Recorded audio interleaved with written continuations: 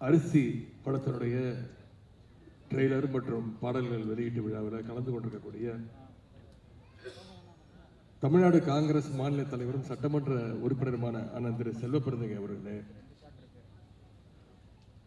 எனக்கு முன்பு வாழ்த்துறை வழங்கிய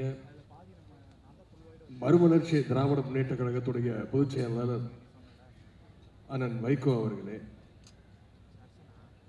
விடுதலை சிறுத்தைகள் கட்சியுடைய தலைவர் நாடாளுமன்ற உறுப்பினர் எழுச்சி தமிழர் அண்ணன் திருமாவளவன் அவர்களே, இந்திய கம்யூனிஸ்ட் கட்சியினுடைய மாநில செயலாளர் அண்ணன் வீரபாண்டியன் அவர்களே, இந்திய யூனியன் முஸ்லிம் லீக் தலைவர் பேராசிரியர் ஐயா காதர் மொய்தீன் அவர்களே, மனிதநேய மக்கள் கட்சியினுடைய அமைப்பு செயலாளர் அண்ணன் புதுமடம் அலீம் அவர்களே, சிபிஐ எம்எல் மாநில செயலாளர் அண்ணன் பழ ஆசை தம்பி அவர்களே, நாடாளுமன்ற உறுப்பினர் அண்ணன் செல்வராஜ் அவர்களே, இயக்குனர் நடிகர் அண்ணன் சமுத்திரகனி அவர்களே, விடுதலை சிறுத்தைகள் கட்சியினுடைய சிபிஎம் இயக்கத்தைச் சேர்ந்த அண்ணன் திரு சண்முகம் அவர்களே, விடுதலை சிறுத்தைகள் கட்சியினுடைய துணை பொதுச் செயலாளர் அண்ணன் வன்னியரசு அவர்களே, சட்டமன்ற உறுப்பினர்கள் அண்ணன் எஸ் பாலாஜி அவர்களே, அண்ணன் மாரிமுத்து அவர்களே, அண்ணன் ரூபி மனோகரன் அவர்களே, அண்ணன் கனகராஜ் அவர்களே, சகோதரர் திருமுருகன் காந்தி அவர்களே, மருத்துவர் ஷர்மிளா அவர்களே, திராவிட முன்னேற்ற கழகத்துடைய சென்னை மேற்கு மாவட்ட கழக செயலாளர் திரு சிற்றரசு அவர்களே, பகுதி கழக செயலாளர் அண்ணன் மாப்பா அன்புதரை அவர்களே, திரு வினோத் வேலாயுதம் அவர்களே, அண்ணன் அகஸ்டின் பாபு அவர்களே, அண்ணன் நுங்கை விஎஸ் ராஜ் உள்ளிட்ட வந்திருக்கக்கூடிய கழகத்துடைய நிர்வாகிகளே, ஐயுஎம்எல்லுடைய பொதுச் செயலாளர் அண்ணன் முகமது அபுபக்கர் அவர்களே, மருத்துவர் அண்ணன் ரவீந்திரநாத் அவர்களே, சகோதரி சாந்தி உள்ளிட்ட நிகழ்ச்சியில் கலந்து கொண்டிருக்கக்கூடிய அனைத்து தோழர்களே, தயாரிப்பாளர் திரு சண்முகம் அவர்களே, அரிசி படத்தினுடைய இயக்குனர் திரு சகோதரர் விஜயகுமார் மற்றும் திரைப்படத்தில் நடித்துள்ள அனைத்து நடிகர் நடிகைகளே, தொழில்நுட்ப கலைஞர்களே, இயக்குனர் திரு ஆர்.கே. செல்வமணி உள்ளிட்ட அனைத்து திரைப்பட சங்கங்களைச் சேர்ந்த நிர்வாகிகளே, இங்கே வந்திருக்கக்கூடிய திரையுலக ஆர்வலர்களே, தோழமை கட்சியை சேர்ந்த நிர்வாகிகளே, அனைவருக்கும் முதல் என்னுடைய காலை வணக்கத்தை தெரிவித்துக் கொள்கின்றேன். இன்றைக்கு நம்முடைய அண்ணன் முத்தரசன் அவர்கள் நடித்துள்ள திரைப்படத்தினுடைய ட்ரெய்லர் லான்ச் நிகழ்ச்சி, ஆடியோ லான்ச் நிகழ்ச்சியில் கலந்து கொண்டு உங்களை எல்லாம் சந்திப்பதில் மிகுந்த மகிழ்ச்சி அடைகின்றேன். முதல்ல இந்த திரைக்குழுவினருக்கு நம்முடைய பாராட்டுக்களை நான் தெரிவிச்சுக்கிறேன். ஏன்னா பொதுவாக இந்த மாதிரி ட்ரெய்லர் லான்ச்சஸ், ஆடியோ லான்ச்சஸ் நிகழ்ச்சிகள்லாம் மிக பிரம்மாண்டமாக அதாவது ஒரு ஸ்டார் ஹோட்டலில் நடத்துவாங்க, அப்படின்னா ஒரு மிகப்பெரிய ஒரு திரையரங்கத்தில் நடத்துவாங்க. ஆனால் அரிசி படக்குழுவினர் இந்த நிகழ்ச்சி இவ்வளவு சிறப்பாக கலைஞர் கட்டிய இந்த வள்ளுவர் கோட்டத்தில் நடத்தியிருக்கிறாங்க. அதற்கு முதல்ல என்னுடைய பாராட்டுகளையும் என்னுடைய வாழ்த்துக்களையும் நான் தெரிவிச்சுக்கிறேன். இன்னொன்று, அமைச்சராக நான் பொறுப்பேற்று இங்கே வந்திருக்கக்கூடிய பல பேருக்கு தெரியும், பத்திரிகையாளர்களுக்கு நல்லா தெரியும், கடந்த 4 வருடங்களாக திரைத்துறை சம்பந்தமாக எந்த நிகழ்ச்சியிலும் கலந்து கொண்டதே கிடையாது. யார் எந்த நிகழ்ச்சி அழைச்சாலும் சொல்லிடுவேன், இல்லைங்க நான் கலந்துக்கிறது கிடையாது அப்படின்னு சொல்லிடுவேன். ஆனால் அண்ணன் முத்தரசன் அவர்கள் அழைக்கும் பொழுது என்னால் தட்டி கழிக்க முடியல. நீங்கள் தேதியை சொல்லுங்கன்னு நான் வந்துடுறேன் அப்படின்னா. அப்புறம் நேரம் கேட்டார். நான் சொன்ன நேரத்தையும் நீங்களே சொல்லுங்கண்ணே, நான் நிச்சயம் வந்துடுறேன் அப்படின்னு அவரால் அழைக்கப்பட்டு இழுத்து வரப்பட்டு இந்த நிகழ்ச்சிக்கு நான் வந்திருக்கின்றேன். நேற்றைக்கு அரசு நிகழ்ச்சி நடந்தது. தமிழ்நாடு அரசு சார்பாக திரைப்பட விருதுகள் பல வருடங்களாக கொடுக்காம இருந்து, சென்ற அதிமுக ஆட்சியில் 10 வருடங்கள் கொடுக்கப்படாமல் நம்முடைய முதலமைச்சருக்காக ஒரு குழு அமைச்சு 2015 2022 ஆண்டு வரைக்கும் திரைப்பட விருதுகளை நான் கொடுப்பதற்கான அந்த வாய்ப்பு கிடைச்சது. நான் திரைத்துறையிலிருந்து வெளியில் வந்து இன்னைக்கு மக்கள் பணி ஆற்றிக்கொண்டிருக்கின்றேன். ஆனால் இன்னைக்கு நம்முடைய அண்ணன் இந்திய கம்யூனிஸ்ட் கட்சியினுடைய மூத்த தலைவர் அண்ணன் முத்தரசன் அவர்கள் இன்னைக்கு மக்கள் பணியிலிருந்து சினிமாவுக்கு என்ட்ரி கொடுத்திருக்கிறார். சினிமா துறைக்கு வந்திருந்தாலும் இந்த படம் எவ்வளவு பெரிய வெற்றியை பெற்றாலும் நிச்சயம் மக்கள் பணிதான் அவருக்கு முதல்ல இம்பார்ட்டன்ஸ் கொடுப்பாரு. அதில் யாருக்கும் எந்த சந்தேகம் வேண்டாம். அவர் சினிமாவோட உச்சத்துக்கு போனாலும் கெரியருடைய உச்சத்துக்கு போனாலும் அவர் எப்பவுமே விரும்புவது மக்களோடு மக்களாக இருப்பது என்பதை தமிழ்நாட்டு மக்கள் அனைவருக்கும் நன்றாக தெரியும். அரசியலிருந்து சினிமாவுக்கு வந்திருக்கக்கூடிய அண்ணன் முத்தரசன் அவர்களுக்கு நானும் சில காலம் திரைத்துறையில் இருந்தவன், முன்னாள் திரைத்துறையில் இருந்தவன் அப்படிங்கிற வகையில் என்னுடைய வாழ்த்துக்களை நான் தெரிவித்துக் கொள்கின்றேன். மக்களுக்காக பல ஆண்டுகள் களப்போராளியாக உழைத்தவர் தான் அண்ணன் முத்தரசன் அவர்கள். இப்போ திரையிலும் மக்களுடைய உரிமைகளை அந்த உரிமையோடு பேச வந்திருக்கின்றார். அதுவும் இந்த படத்தில் குறிப்பாக சிறப்பாக விவசாயியாக அவர் நடித்திருக்கின்றார். அவர் அந்த போஸ்டர், இந்த ட்ரெய்லர், பாடல்களை எல்லாம் பார்க்கும் பொழுது இயல்பிலேயே ஒரு விவசாயிங்கிறதுனால விவசாயியாக நடித்திருக்கிறார் என்று சொல்வதை விட ஒரு விவசாயியாக அவர் வாழ்ந்திருக்கிறார் என்று சொன்னால் அது நிச்சயம் அது உங்களால் ஏற்றுக்கொள்ள முடியும். ஆனால் முத்தரசன் மட்டுமல்ல, இங்கே அண்ணன் சமுத்திரகனி அவர்களும் கம்யூனிஸ்ட கொள்கைகளை உணர்ந்தவர், அதை தொடர்ந்து பேசக்கூடியவர்.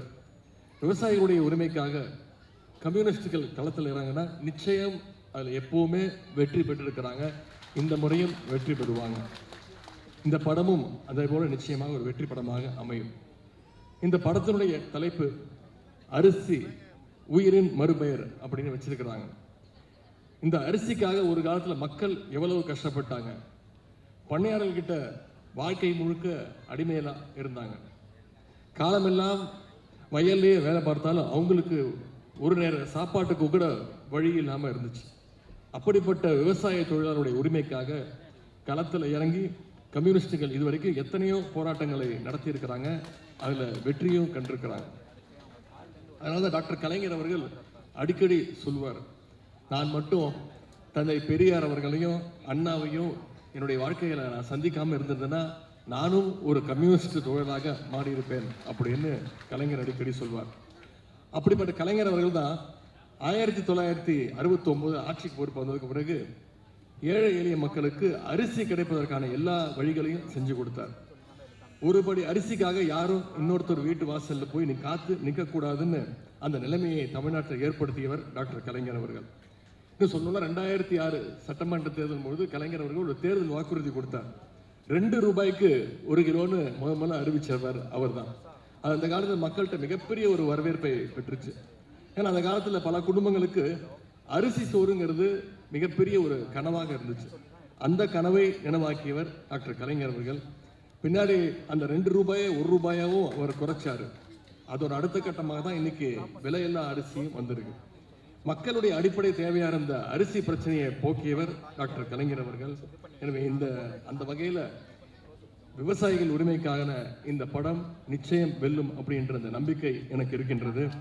அண்ணன் முத்தரசன் அவருடைய அரசியல் களப்பணியும் அதே போல கலைப்பணியும் மேன்மேலும் சிறக்கட்டும்னு உங்கள் அனைவரும் சார்பாக நான் வாழ்த்துகின்றேன். இந்த திரைப்படத்துடைய தயாரிப்பாளர்கள், கலைஞர்கள், இயக்குனர், தொழில்நுட்ப கலைஞர்கள் அனைவருக்கும் நம்முடைய அனைவரின் சார்பாக என்னுடைய வாழ்த்துக்களை கூறி இந்த சிறப்பான வாய்ப்பை ஏற்படுத்தி கொடுத்த அண்ணன் முத்தரசன் அவர்களுக்கு என்னுடைய நன்றியை தெரிவித்து விடைபெறுகின்றேன். நன்றி, வணக்கம். அரிசி திரைப்படத்தின் இசை மற்றும் ட்ரெய்லர் வெளியீட்டு விழாவுக்கு வருகை தந்துள்ள, வாழ்த்து சென்றுள்ள அண்ணன் வைகோ அவர்களே, மாண்புமிகு தமிழக முதல்வர் அவர்களே, தற்பொழுது வாழ்த்து விடைபெறுகின்ற சகோதரர் செல்வ பெருந்தகை அவர்களே, விழா மேடையில் இருக்கின்ற தோழர் திருமாவளவன் அவர்களே மற்றும் இந்த திரைப்படத்தின் கதாநாயகன் தோழர் முத்தரசன் அவர்களே, என்னுடைய சகோதரர் திரு சமுத்திரக்கனி அவர்களே, மற்றுள்ள நண்பர்களே, விழாவுக்கு வருகை தந்துள்ள சகோதரர்களே, உங்கள் அனைவருக்கும் என்னுடைய முதற்கண் வணக்கம். அரிசி திரைப்படம் ஒரு திரைப்படம் மட்டுமல்ல, தற்போது தமிழ்நாட்டிற்கும் இந்தியாவிற்கும் தேவையான ஒரு விஷயத்தை, அரிசி திரைப்படத்தை சகோதரர் விஜயகுமார் அவர்கள் இயக்கியிருக்கிறார். இந்த அரிசி திரைப்படமாக பார்ப்பதை விட நான் ஒரே ஒரு விஷயம் மட்டும் எனக்கு நினைவுக்கு வருகிறது. கம்யூனிஸ்ட் கட்சிகள் கலைக்கு தமிழ்நாட்டில் கையில் எடுத்திருந்தால் திராவிட இயக்கங்களே கூட தோன்றியிருக்கிறாது. நீங்கள் எல்லாம் கலையை கைவிட்டதால் தான் அதன் மூலமாக உங்களுடைய கருத்துக்களை தமிழ்நாட்டில் பரப்பி திராவிட இயக்கம் ஆட்சிக்கு வந்தது. காலம் கடந்தாலும் பெட்டர் லேட் தென் நெவர் என்பதை போல கம்யூனிஸ்டுகள் இப்போ தற்போது கலையை கையில் எடுத்துக்கிறார்கள். தமிழக மக்களுக்கு கலையின் மூலமாக சொன்னால் மிக சிறப்பாக சென்றடையும். தற்போதுள்ள சூழ்நிலையில் திரைப்படத்துறையில் அரிசி போன்ற திரைப்படங்களை இயக்குவதோ அதை வெளிக்கொண்டு வருவதோ சாதாரண விஷயம் அல்ல. வெளியே வர முடியாத ஒரு சூழ்நிலை இருக்கின்றது. சகோதரர் செல்வ பிறந்தகை சொல்லும்போது மிக நல்ல விஷயத்தை சொல்லியிருந்தார். அதாவது அரிசி பற்றாக்குறை இருக்கிறது, ஆனால் விவசாய பொருட்களை மற்ற நாடுகளில் இறக்குமதி செய்தால் இருக்கின்ற விவசாயிகள் கூட செத்து போவார்கள் என்ற உண்மை யாருக்கு தெரிகின்றதோ இல்லை, இந்த அரசாங்கத்துக்கு இன்னும் தெரியவில்லை. அரிசி நமக்கு மிக தேவையான ஒன்று. கோதுமை நமக்கு உடம்பு சரியில்லைனா தான் கோதுமை தேவைப்படும். அரிசி தமிழ்நாட்டினோட உணவு. இந்த அரிசியை கோதுமை ஜெயிக்கக்கூடாது, கோதுமையை மக்காச்சோளம் ஜெயிக்கக்கூடாது. அதுதான் இந்த அரிசி திரைப்படத்தின் மூலம் நாங்கள் சொல்ல விரும்புகிற விஷயம். அமெரிக்காவில் நம்மளை மாதிரி 10 சென்ட் 20 சென்ட் 30 சென்ட் வச்சுக்கிற குறுநில விவசாயிகளே கிடையாது. 1000 acre 2000 acre 3000 acre 100 acre 100,000 acre வரைக்கும் வச்சுக்கிட்டு விவசாயம் பண்ணுறவங்க. 1000 ஏக்கரை 2 விவசாய தொழிலாளர்கள் வச்சு வேலை செய்ய முடியும். கம்பேர் பண்ணும்போது நம்மளை விட அவங்களுக்கு உற்பத்தி செய்கிற விலை ரொம்ப குறைவு. அந்த விலையோடு நம்ம விவசாயிகள் போராட முடியாது. ஏற்கனவே நம்ம விவசாயத்துக்கு தகுந்த விலை இல்லாமல் செத்துக்கிட்டு இருக்காங்க. இதில் மார்க்கெட்டை விவசாய பொருட்கள் ஓப்பன் பண்ணிவிட்டா விவசாயிகள் அரிசி பற்றாக்குறை போல விவசாயிகளும் பற்றாக்குறை ஆகிடுவாங்க. அதுதான் இந்த நாட்டோட நிலைமை. தயவுசெய்து இது ஆளுங்கட்சி ஆளுநருங்க மத்தியில் ஆளுறவங்களோ இதை சரியாக உணர்ந்துக்கிட்டோம். இதுதான் அரிசி திரைப்படம் மூலமாக இந்த விழா மூலமாக மக்களுக்கு நாங்கள் சொல்ல நினைக்கிற விஷயம். அரிசி நம்மளுடைய உயிர்னு சொல்லியிருக்காங்க. நிச்சயமாக இந்த அரிசியை காப்பாற்ற வேண்டியது. அரிசியை மட்டும் இல்லை, அரிசி திரைப்படத்தை நீங்கள் பொதுமக்களாகிய நீங்கள், ஏன்னா நல்ல படம் வரலையே நல்ல படம் வரலையே நம்ம புலம்பிக்கிட்டே இருப்போம். ஆனால் நல்ல படம் வரும்போது நம்ம வீட்டில் உட்காந்து ஓட்டிட்டு வந்தால் பார்க்கலாம்னு நினைப்போம். அந்த நல்ல படங்களை நீங்கள் ஆதரிச்சா தான் அரிசி வரும், நெல் வரும், நம்ம சமூகத்துக்கு உயிர் வரும். அதனால் பொதுமக்களாகிய உங்களுக்கு ஒரு பங்கு இருக்குது. அரிசி போன்ற திரைப்படங்களை நீங்கள் வரவேற்பு தந்து அதே படங்கள் போல நிறைய படங்கள் வருவதற்கான ஒரு வாய்ப்பை உருவாக்கி தர வேண்டும் என்று கூறி உங்களிடம் விடைபெறுகின்றேன். நன்றி, வணக்கம். இனி உற்பத்தியை செய்ய முடியாது என்கிற ஒரு நிலையை நாம் எதிர்கொள்ள வேண்டிய சூழல் உருவாகி இருக்கிறது. ஒரு வசனம், அண்ணன் பேசிய வசனம், நான் உற்பத்தி செய்கிறேன், விவசாயம் செய்கிறேன், நெல்லை உற்பத்தி செய்கிறேன்,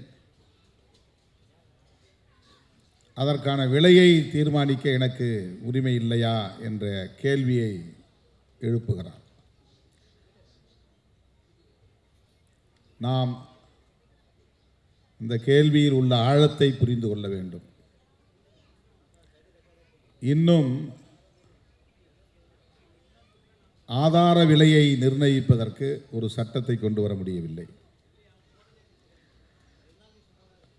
அரிசியை தவிர அல்லது உணவுப் பொருள் நாம் உற்பத்தி செய்யக்கூடிய அரிசி கோதுமை போன்ற பொருள்களை தவிர விவசாயிகளின் உற்பத்தி பொருள்களை தவிர மற்ற பொருள்களுக்கு மற்றவர்கள் உற்பத்தி செய்கிறவர்கள் விலையை நிர்ணயிக்க முடிகிறது. ஆனால் விவசாயிகள் தாம் உற்பத்தி செய்யக்கூடிய பொருளை அதற்கான ஆதார விலையை நிர்ணயிக்க முடியாத ஒரு சூழல். இது எங்கே போய் முடியும்? விவசாய உற்பத்தி எதிர்காலத்தில் என்னவாக இருக்கப் போகிறது என்கிற அச்சத்தை நமக்கு ஏற்படுத்தி இருக்கிறது. பெரும்பாலான நிலங்கள் தரிசு நிலங்களாக மாறி வருகின்றன. சென்னை போன்ற பெருநகரங்களை ஒட்டி இருந்த பயிர் நிலங்கள் முழுவதும் இன்றைக்கு கார்ப்பரேட்டுகளுக்கு தாரை வார்க்கப்படுகின்றன. தொழில் வளர்ச்சி என்கிற பெயரில், ரியல் எஸ்டேட் என்கிற பெயரில் விவசாய நிலங்கள் அனைத்தும் இப்போது பிளாட்டுகளாக மாறிக்கொண்டிருக்கின்றன. நமக்கான தேவைக்கு நாமே உற்பத்தி செய்யக்கூடிய நிலை அருகி வருகிறது. ஒரு காலத்தில் நமக்கான காய்கறிகளை நம்மூர் சந்தையில், உள்ளூர் சந்தையில் நம்மால் பெற முடிந்தது. கம்பு, சோளம், வரகு போன்ற நமக்கான தானியங்களை நம்மால் உற்பத்தி செய்ய முடிந்தது.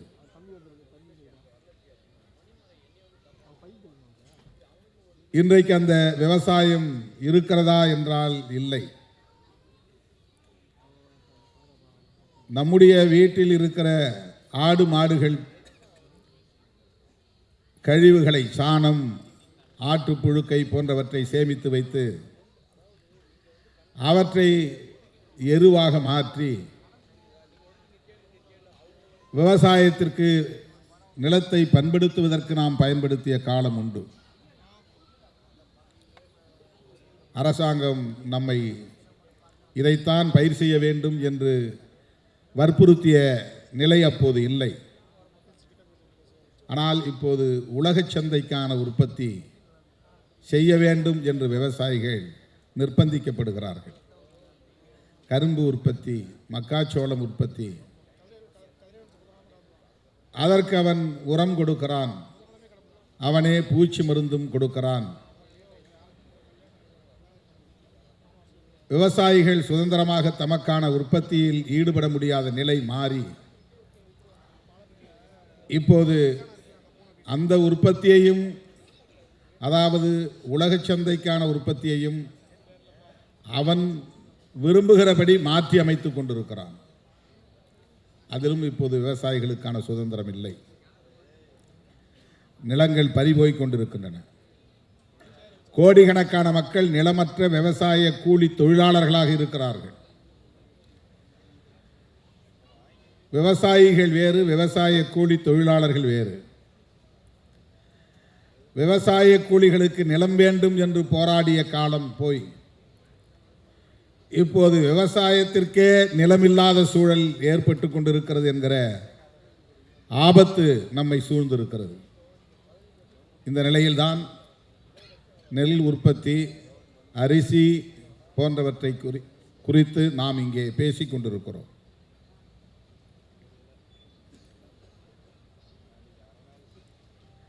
விவசாயம் பாழ்பட்டு போனால் எதிர்கால சந்ததியினரின் நிலை கவலைக்குரியதாக மாறும். வேளாண் சட்டங்கள் எந்த அளவுக்கு உழவர்களுக்கு எதிராக, விவசாயிகளுக்கு எதிராக, விவசாய தொழிலாளர்களுக்கு எதிராக கொண்டு வரப்பட்டது என்பதை நாம் அறிவோம்.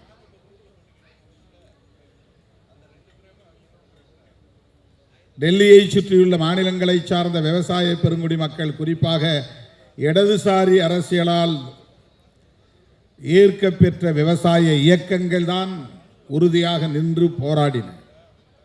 ஓராண்டுக்கு மேலாக தொடர்ந்து போராடி அந்த சட்டங்களை திரும்ப பெற வைக்கக்கூடிய சூழல் அரசியல் நிர்பந்தத்தின் காரணமாக உருவானது.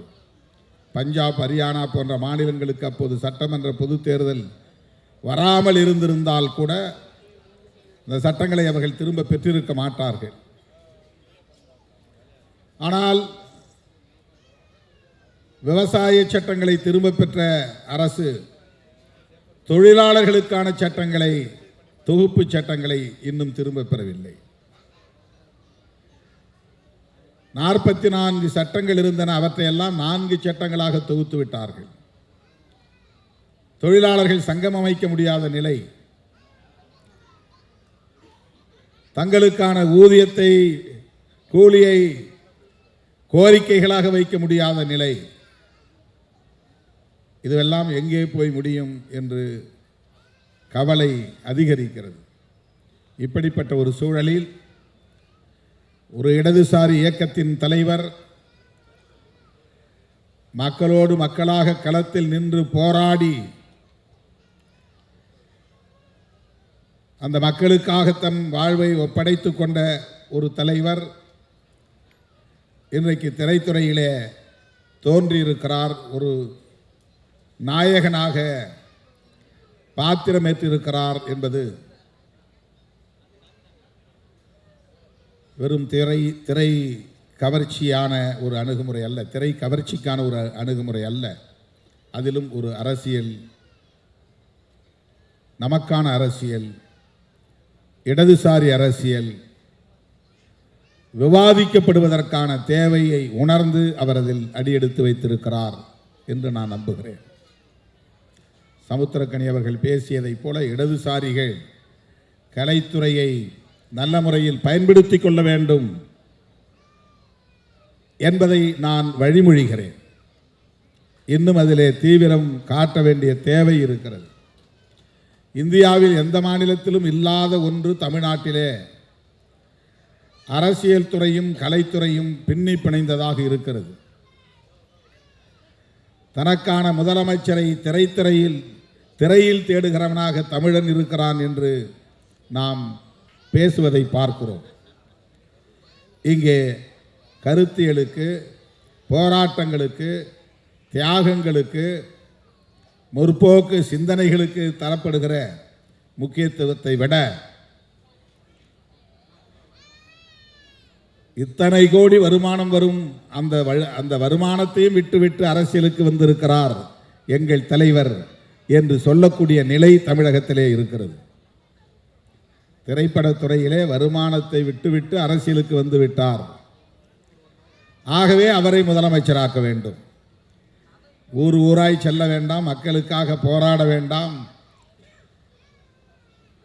வழக்குகளை சுமக்க வேண்டாம், தடியடி வாங்க வேண்டாம், சிறைச்சாலை செல்ல வேண்டாம், ஏகம் எதுவும் செய்ய வேண்டாம். திரையில் தோன்றினால் தமிழ்நாட்டின் முதலமைச்சராகிவிட முடியும். இது இந்தியாவில் எந்த மாநிலத்திலும் இல்லாத ஒரு நிலை. எல்லா மாநிலங்களிலும் திரைக்கலைஞர்கள் இருக்கிறார்கள், இயக்குநர்கள் இருக்கிறார்கள், சூப்பர் ஸ்டார்கள் இருக்கிறார்கள். அமிதாப் பச்சன் இந்தியாவிலேயே ஒரு புகழ்பெற்ற சூப்பர் ஸ்டார் தான். ஆனால் அவர் முதலமைச்சராக ஆசைப்பட்டதில்லை. கேரளாவிலே அப்படி பல சூப்பர் ஸ்டார்கள் உண்டு, மம்முட்டி போன்றவர்கள். அவர்கள் முதலமைச்சராக ஆசைப்பட்டதில்லை. ஆந்திராவிலும் உண்டு, கர்நாடகாவிலும் உண்டு. ஆனால் இந்தியாவில் மட்டும்தான் ஒரு படத்தில் நடித்தால் போதும் அடுத்து முதலமைச்சராகலாம் என்கிற நிலை. ஜனநாயகத்தில் எல்லோருக்கும் அந்த உரிமை உண்டு, நாம் அதை மறுக்கவில்லை.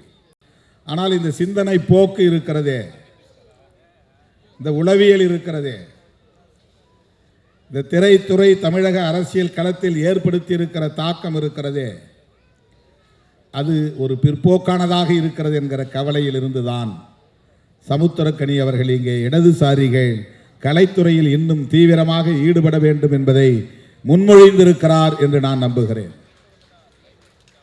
பல தோழர்கள் இன்றைக்கு இடதுசாரி சிந்தனை உள்ளவர்கள் திரைத்துறையில் இருக்கிறார்கள். அவர்கள் கம்யூனிஸ்ட் கட்சிகளில் இல்லாமல் இருக்கலாம், சிபிஐ சிபிஎம் போன்ற கட்சிகளை சார்ந்தவர்களாக இல்லாமல் இருக்கலாம். ஆனால் நமக்கு இருக்கிற பெரிய ஆறுதல் திரைத்துறையில் கலைத்துறையில் இடதுசாரி சிந்தனை உள்ளவர்கள் இருக்கிறார்கள் என்கிற அந்த நம்பிக்கை தான். தோழர்களே, இன்றைக்கு வலதுசாரிகளின் அரசியல் மேலோங்கி இருக்கிறது. எந்த ஆயுதங்களை பயன்படுத்தியும் அதிகாரத்தை கைப்பற்றிவிட முடியும் என்கிற உத்திகளை அவர்கள் கையாளுகிறார்கள். மாநிலத்திற்கு மாநிலம் அவர்கள் உத்திகளை மாற்றுகிறார்கள். தமிழ்நாட்டிலே சிவபெருமானை சொல்லியோ அல்லது மகாவிஷ்ணுவை சொல்லியோ ராமபிரானை சொல்லியோ அரசியல் செய்து வெற்றி பெற்றுவிட முடியாது. முருகப்பெருமானை சொல்லி பார்த்தார்கள், வேலை தூக்கி பார்த்தார்கள், அது எடுபடவில்லை. திருப்பரங்குன்றத்தையும் கையில் எடுத்து பார்த்தார்கள், அவர்களின் அரசியல் இங்கே வெற்றி பெறவில்லை. ஆகவே திரைத்துறையை சார்ந்தவர்களை வளைத்து போட்டு அதன் மூலம் ஆட்சி மாற்றத்தை ஏற்படுத்தி எப்படி டெல்லியிலே ஷீலா தீட்சித்தை மாற்றி கெஜ்ரிவால் அவர்களை அமர வைத்து பிறகு அவரையும் தூக்கி எறிந்துவிட்டு இன்றைக்கு அவர்கள் கனவை நனவாக்கி கொண்டிருக்கிறார்களோ அதைப் போல தமிழகத்திலும் அவர்கள் ஒரு உத்தியை கையாள பார்க்கிறார்கள். ஆட்சி மாற்றம் நிகழ்வது அது தவிர்க்க முடியாதது. இன்றைக்கு வரும் நாளைக்கு போகும். ஆனால் யார், எந்த சிந்தனை உள்ளவர்கள், எத்தகைய சிந்தனை உள்ளவர்கள், என்ன அரசியல் பேசக்கூடியவர்கள், எந்த நிலைப்பாட்டை கையில் எடுக்கிறவர்கள் ஆட்சியில் இருக்க வேண்டும் என்பது குறித்த பார்வை நமக்கு தேவைப்படுகிறது. வலதுசாரிகளின் கை நாளுக்கு நாள் வலுப்பெற்று வருவது ஒட்டுமொத்த தேசத்திற்கே தீங்கு விளைவிப்பதாகும். அமெரிக்க அதிபரோடு போட்டிருக்கிற இந்த ஒப்பந்தம் அதற்கு ஒரு சான்று. விவசாயத்தை பாதுகாக்க வேண்டுமானால், விவசாயிகளை பாதுகாக்க வேண்டுமானால், விவசாய கூலி தொழிலாளர்களை பாதுகாக்க வேண்டுமானால் இந்திய மண்ணில் இடதுசாரி அரசியல் இன்னும் வலுப்பெற வேண்டும். அனைத்து தளங்களிலும் அது விரிவடைய வேண்டும். தமிழ்நாட்டில் அது திராவிடம் என்கிற பெயரில் இயங்குகிறது என்பதால் தான் இடதுசாரிகள் திராவிட கட்சிகளோடு, குறிப்பாக இன்றைக்கு மதசார்பற்ற முற்போக்கு கூட்டணியில் இடம்பெற்று இயங்கி வருவதை நாம் பார்க்கிறோம்.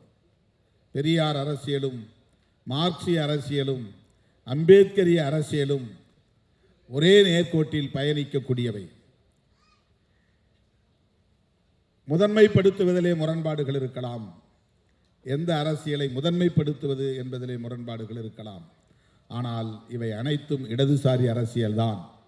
எனவே நாம் அந்த புரிதலோடு திரைத்துறையையும் கையாளுவோம் என்கிற நம்பிக்கையில்தான் அண்ணன் முத்தரசன் அவர்கள் இன்றைக்கு ஒரு நாயகனாக இந்த திரைப்படத்தில் தோன்றியிருக்கிறார் என்று நம்புகிறேன்.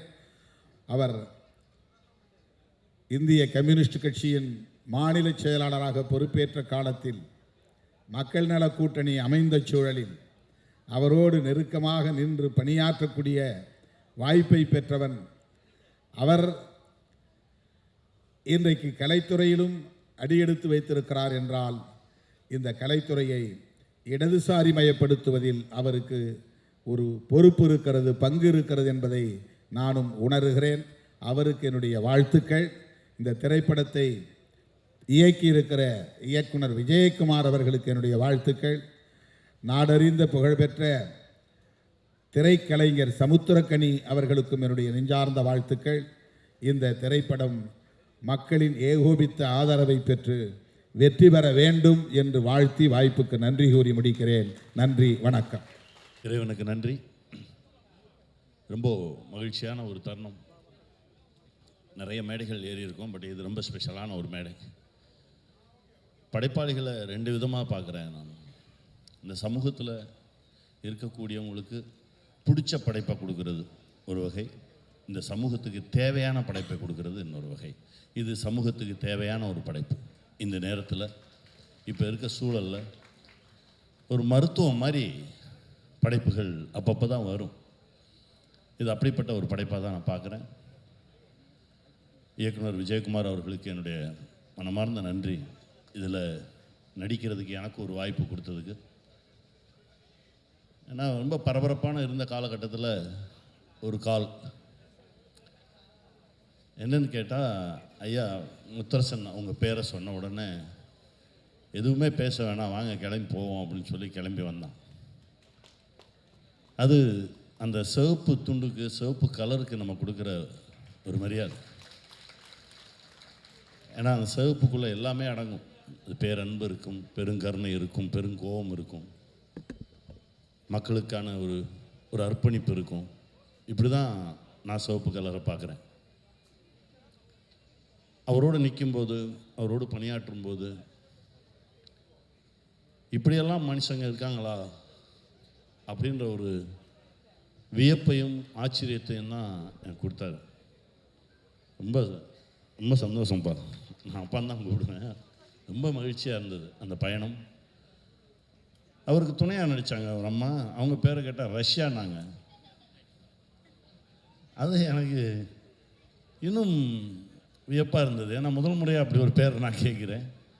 அவங்க சொன்னாங்க, இல்லை எங்கள் ஊர் பக்கம்லாம் வந்து ரஷ்யான்ற பேர் நிறைய காமன், நிறைய பேருக்கு வச்சுருப்பாங்க அப்படின்னாங்க. இப்படி இந்த மண்ணின் மீதும் மக்களின் மீதும் பேரன்பு கொண்டவர்கள்லாம் ஒன்றா சேர்ந்து உருவாக்கிய படைப்பு தான் அந்த படைப்பு. இனி வரும் காலங்களில் உணவுக்கு தான் சண்டை. காசு பணத்தெல்லாம் வச்சு ஒன்றும் பண்ண முடியாது.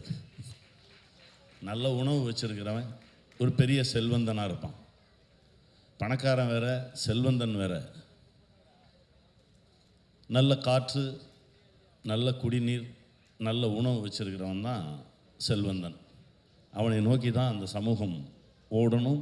அவங்ககிட்ட தான் போய் கை கட்டி நிற்கணும். அவங்ககிட்ட தான் உணவுக்கு கையேந்தணும். அந்த சூழல் தான் வரப்போகுது. இதற்கு முந்தைய தலைமுறை பாதுகாத்து கொடுத்த இயற்கை வளங்களை நம்ம பத்திரமாக பாதுகாத்து நம்ம அடுத்த தலைமுறைக்கு கடத்தணும். அந்த பொறுப்பு நமக்கு நிறையா இருக்குது. அப்படிப்பட்ட பொறுப்போடு எடுக்கப்பட்ட திரைப்படம் தான் அரிசி. இது அடுத்த தலைமுறையிற்கு ஒரு பெரிய ஆவணமாக இருக்கும். இந்த படைப்பு காலம் காலமாக பேசப்படும் இந்த படைப்பு. இதை எல்லாரும் தியேட்டரில் போய் பார்த்து இதற்கு ஒரு நல்ல ஒரு அங்கீகாரம் கொடுத்தீங்கன்னா இது மாதிரி இன்னும் நிறைய படைப்பு உங்களை தேடி வரும். வெல்வோம். உழுதுண்டு வாழ்வாரே வாழ்வார், மற்றெல்லாம் தொழுதுண்டு பின் செல்பவர் என்று வேளாண் பெருமக்களினுடைய இன்றியமையாமை உழவு எனும் அதிகாரத்தில் அருங்குரட்பாக்களாக தந்த சென்னா போதார் திருவள்ளுவ பெருந்தகையின் பெயரால் முத்தமிழ் அறிஞர் டாக்டர் கலைஞர் அவர்களால் நிர்மாணிக்கப்பட்ட எழில் குலுங்கும் வள்ளுவர் கோட்டத்தில் பராசக்தியும் மனோகராவும் அதனைத் தொடர்ந்து எண்ணற்ற திரை காவியங்களையும் தந்து கலை உலகில் அழியாத புகழை பெற்று இமயத்தின் சிகரமாக கால கல்வெட்டாக திகழ்கிற அண்ணன் கலைஞர் அவர்களால் வாரிக்கு பார்க்கப்பட்டவர்கள்தான் நடிகர் திலகமாகட்டும், மக்கள் திலகமாகட்டும், ஜொலிக்கும் நட்சத்திரங்களை உருவாக்கி தந்த அந்த தலைவன் எழுப்பிய இந்த வியத்தகு மாளிகையில் அரிசி உயிரின் மறுபெயர் என்ற தலைப்பில் தயாரிக்கப்பட்டிருக்கக்கூடிய திரைப்படத்தில் மதச்சார்பற்ற முற்போக்கு கூட்டணியில் பகைவர்களை வீழ்த்துகின்ற போர் ஆயுதங்களில் ஒருவராக கருதப்படுகிற இந்திய கம்யூனிஸ்ட் கட்சியினுடைய முன்னணி தலைவர் அன்பு அண்ணன் முத்தரசர் அவர்கள் இந்த காவியத்தில் உழவனாகவே மாறியிருக்கிறார். நடிப்புக்கலை என்பதை அவர் பயின்றவர் அல்ல, ஆனால் இயற்கையாக அவர் கட்டியிருக்கிற தலைப்பாகையும் தொழி உழவு என்றுதான் எங்கள் பக்கத்தில் சொல்வார்கள். அப்படி தொழில் செய்யப்பட்ட வயலில் அந்த நெல்லை வீசுகிறாரே, அது இயற்கையாக பல ஆண்டு காலம் வயலிலே நெல் வீசி இருந்தால் தான் அப்படி நெல்லை வீச முடியும். அதை வீசிக்கொண்டே வருபவர் சின்னஞ்சிறு பிள்ளையாக தொழுவத்திலே கட்டப்பட்டிருந்த தன்னுடைய அந்த மாட்டை விலை பேசி விற்றதற்கு பின்னரும் அதை போய் முகத்தை நீவி கொடுக்கின்ற பாசத்தை பொழிந்து எல்லை காக்கும் ராணுவத்தில் படை வீரராக உலவி நாட்டை காக்க படையில் சேர்ந்தேன், இந்த மண்ணை காக்கவும் வேளாண் பெருமக்களின் உரிமைகளை காக்கவும் நான் களத்திலே நிற்கிறேன் என்று நான் மதித்து வருகிற எண்ணற்ற வெள்ளித்திரை நட்சத்திரங்களின் பெயர்களை அடுக்கிக் கொண்டே போகலாம்.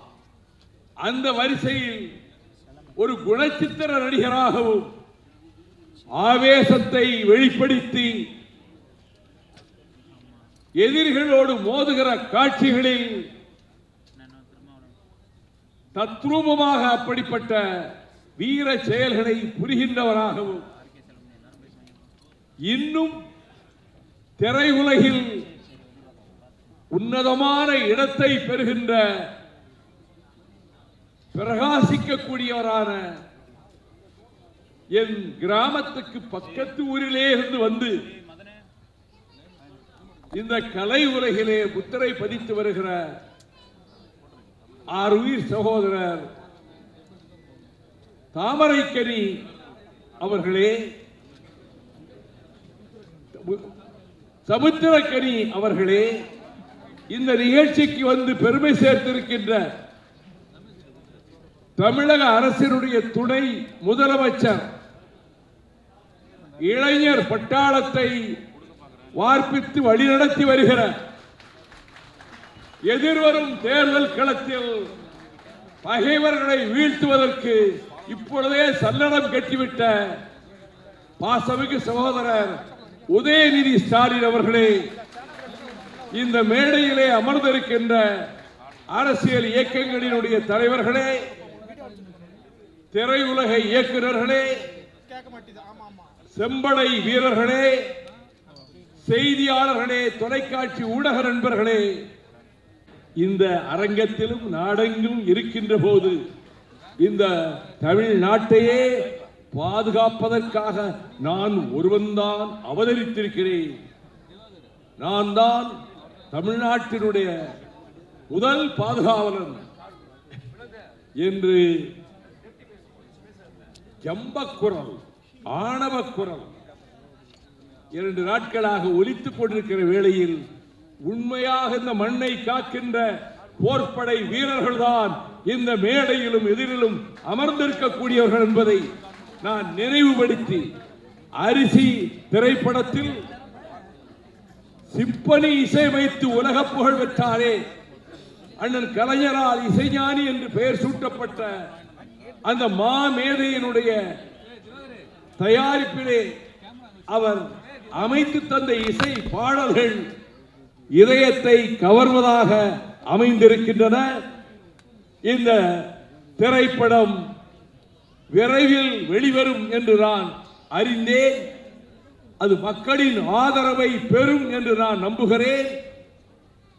விவசாய மக்களுக்கு, உழவர் பெருங்குடி மக்களுக்கு ஒரு அரிசிதான் உலகத்தை காப்பாற்றுகின்ற உயிர்கருவி என்ற தத்துவத்தை தருகின்ற இந்த காவியம், திரை காவியம் மகத்தான வெற்றி பெறுவதற்கு தமிழகத்திலே வாழ்கிற கோடானு கோடி விவசாய பெருமக்கள், நான் திரைப்படங்களை பார்க்க வாருங்கள் என்று எந்த மேடையிலும் இதுவரை நான் விழித்ததில்லை. ஆனால் மண்ணை நம்பி, கலப்பையை நம்பி, கமலையை நம்பி, விதைக்கும் விதைகளை நம்பி உலகத்தை வாழ்வித்துக் கொண்டிருக்கக்கூடிய, பசிப்பிடி போக்குகின்ற மருத்துவர்களாக திகழ்கிற விவசாய பெருமக்கள், நீங்கள் திரையரங்குகளுக்கு வர வேண்டும். அரிசி உன்னதமான வெற்றி பெற்றது என்ற நிலையை விவசாயிகள் உருவாக்க வேண்டும். உங்கள் துயரங்கள், போராட்டங்கள் ஒரு பக்கம் நடந்து கொண்டிருந்தாலும் கலை உலகம் அரசியலையும் நாட்டின் தலைவிதியையும் தீர்மானிக்கின்ற இடத்தில் வேளாண்மை இருப்பதா, விவசாயம் இருப்பதா, இந்த காவியம் வெற்றி பெறும். இதிலே பங்கெடுத்திருக்கக்கூடிய அனைத்து நடிகர்களுக்கும் நான் என் வாழ்த்துக்களை தெரிவித்துக் கொள்கிறேன். நம்முடைய சமுத்திரக்கனி அவர்கள் இன்னும் உயர்ந்த விருதுகளை அவருடைய திரைப்படங்களின் மூலமாக முதல் திரைப்படம் அவர் நடித்த திரைப்படத்தை பார்த்துவிட்டு அவர் ஒரு காவல்துறை அதிகாரியாக வந்து ட்ரெட்மில்லிலே அவர் அந்த நடை போட்டுவிட்டு கீழே இறங்கிய காட்சியை பார்த்துவிட்டு யார் இந்த மனிதன், புதிதாக சினிமா உலகத்துக்கு வந்திருக்கிறாரே, இவரிடம் அசாத்தியமான திறமை இருக்கிறது என்ற உணர்வோடு அவரை சந்தித்த போது சொன்னார், உங்கள் கிராமத்துக்கு பக்கத்து கிராமத்தை சேர்ந்தவன், நீங்கள் பேசிய திராவிட முன்னேற்ற கழக மேடைகளை நோக்கி சைக்கிளிலே பல கல் தூரம் பயணித்தவன் என்று சொன்னபோது நான் மெய் சிலிர்த்து போனேன். வாழ்க இந்த திரைப்படத்தை தயாரித்தவர்களின் எதிர்காலம், சமுத்திரக்கனி அவர்கள் புகழ் பெருக, இயக்குனர் இன்னும் பல காவியங்களை தயாரிக்க வாய்ப்புகள் பெருக, இந்த நிகழ்ச்சியில் கலந்து கொள்ளக்கூடிய வாய்ப்பை தந்த என்னை உயிராக நேசிக்கிற அண்ணன் முத்தரசன் அவர்களுக்கும் என் பாராட்டுக்களையும் வாழ்த்துக்களையும் தெரிவித்து, வெல்வோம். அரிசி திரைப்பட வெற்றியில் மட்டுமல்ல, எதிர்காணும் தேர்தல் களத்திலும் நாங்கள் தான் வெல்வோம் என கூறி விடைபெறுகிறேன். நன்றி, வணக்கம்.